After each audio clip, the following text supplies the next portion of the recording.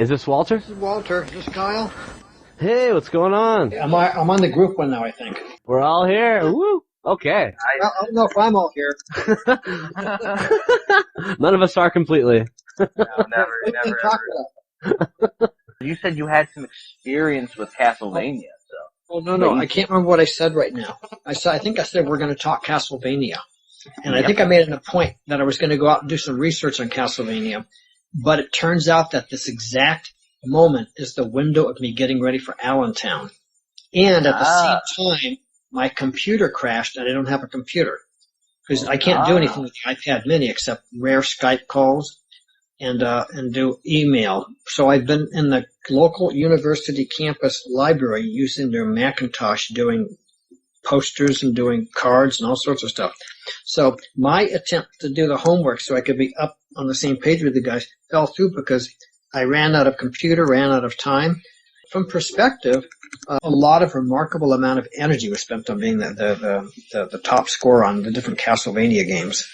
You know, the Japanese people are so sensitive about prestige issues, whereas they value prestige higher than other cultures do. However, they're very reluctant to be caught doing anything that blatantly shows that they're trying to win prestige or claim prestige. So it's very hard to get Japanese people on trading cards because they're afraid of the whiplash of public scorn for them being so bold as to go and claim that they deserve to be on a trading card. So they have that because they have the honor, you know.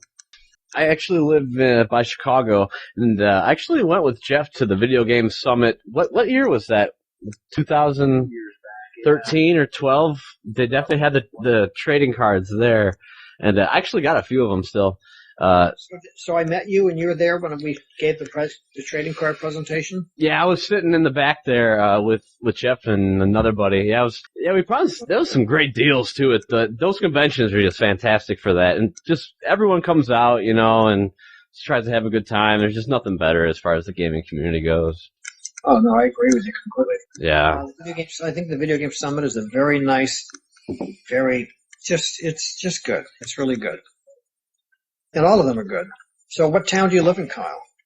Munster, Indiana. It's about 45 minutes out of Chicago, which is where I work. So to complete the NES set, what's the number of games? Is it like 792 or something? I can't remember now. It's very close. Close to 800. Yeah. Close to 800. Very close to 800. And aren't the last 4 or 5 starting to get pricey? Oh my god. Like way crazy. Insane. Yeah. When you say a complete set, are you also talking about the big one from the contests? Oh, the World Championships. Well, we all were talking in a previous podcast about our own rules, and like my rules were I'll take a reproduction to say it's complete for that card because technically I can play and enjoy it as if it's the real thing. So that's kind of my rule for it. Just like the stadium events.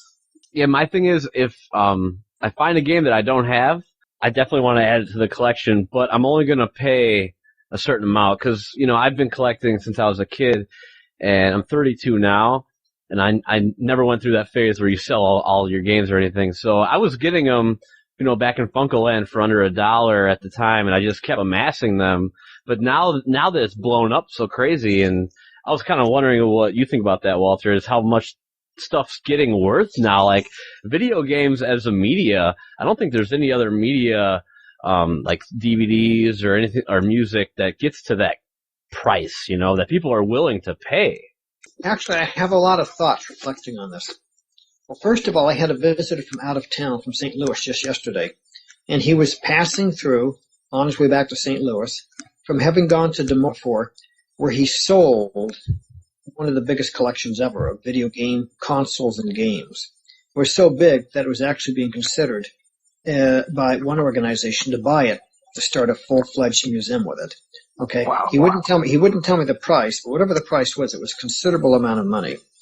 Okay, so games do bring a lot of money, and people are building up some pretty big collections. And games are becoming valuable. They are among the leading edge things. They're just taking popular culture icons and turning them into valuable, collectible, historical relics. Okay, the games are definitely near the top.